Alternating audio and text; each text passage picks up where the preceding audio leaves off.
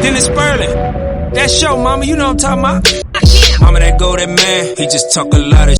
He be up late at night, tuning into all his hits. See my grandmama hate him. That's my motherfucking business. You ain't got a goddamn thing to do with it. On assembly lines, they building vehicles from the ground up. Now we even have drones that are being tested to deliver groceries and packages and even medicine.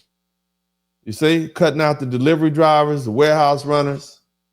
You got the algorithms writing legal contracts and legal briefs, reviewing insurance claims, and even making hiring decisions. So they're basically eliminating not just blue collar jobs, but white collar jobs too. That's the most dangerous part. You see? Especially considering that the government is subsidizing this shit through tax breaks, depreciation credits. Okay, corporations are being rewarded for replacing people with machines. Family, it's cheaper to buy a robot that works around the clock than to employ a human who needs rest and rights and respect. A robot won't unionize. A bot won't call OSHA, and an algorithm won't demand maternity leave or health care. Labor costs vanish, and so do the workers. The entire job categories are collapsing, not gradually, but overnight. Truck drivers. I saw a special, the truck drivers saying these self-driving rigs are already on the road. Right here in Houston, Texas, up 59. They got them right now. Housekeepers. I was at my jiu-jitsu school the other day, and they got a little machine on the ground that cleans up the floor. A little robot vacuum. And I'm like, wow, it won't even hit your foot or anything. Bank tellers. They replaced by apps and kiosks. Call centers outsourced to AI voices, programs with perfect emotionless diction. And so when these jobs disappear, so do the economic justifications for immigrants. It's already going to be hard enough for low-wage workers who are American citizens. You got whole communities that once existed just to meet the industrial and service sector needs. The question shifts from how do we support these people to why are they still here? And see, that's what triggers the politics of removal. Not because of security, not because of nationalism, because of economic need is gone. It's always about the money. Somebody type, show me the money in the chat room. Follow the money. And once the work is automated, the worker is a liability.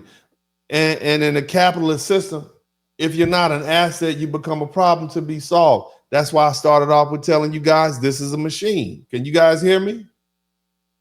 Somebody type machine in the chat room. This is a machine. America is a machine.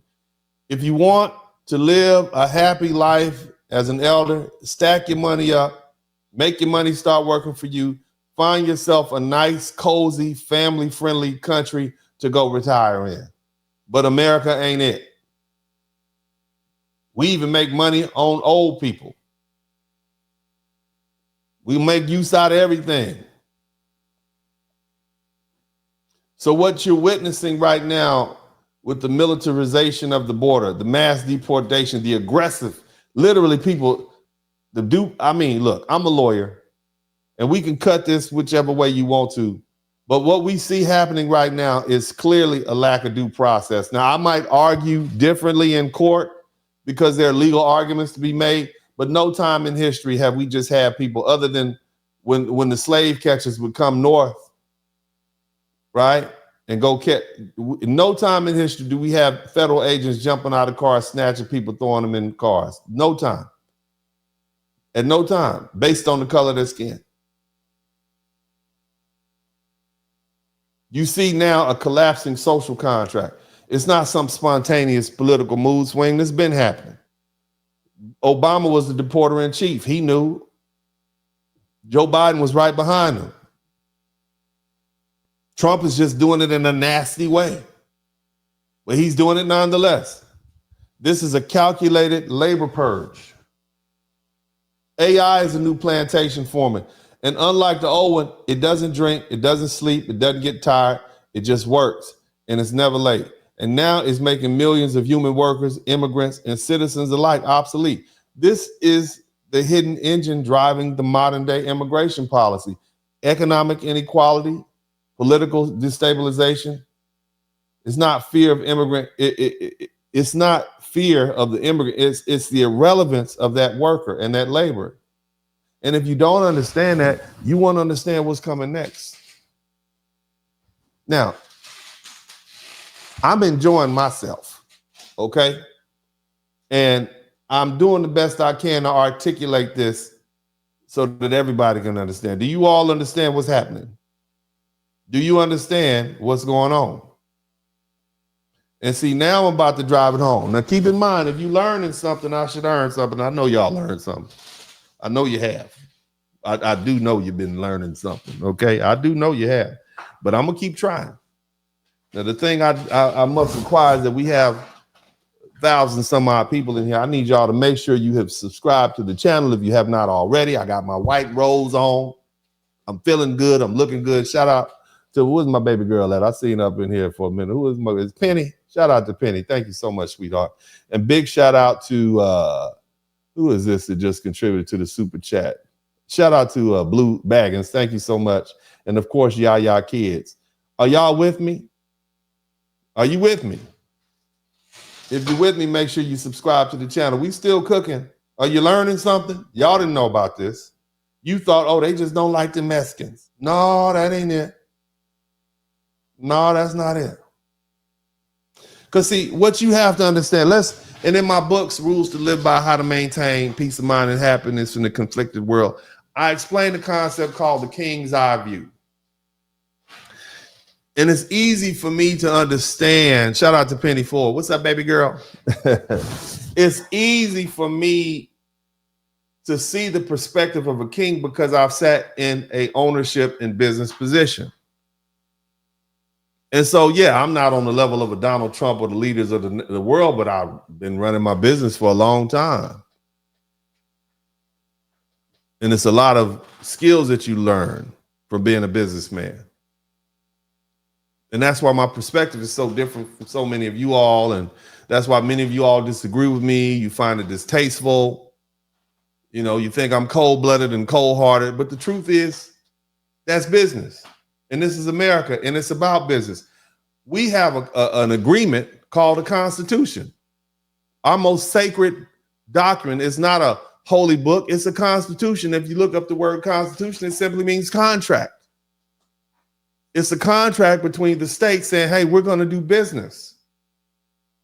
Cold, hard, calculated business.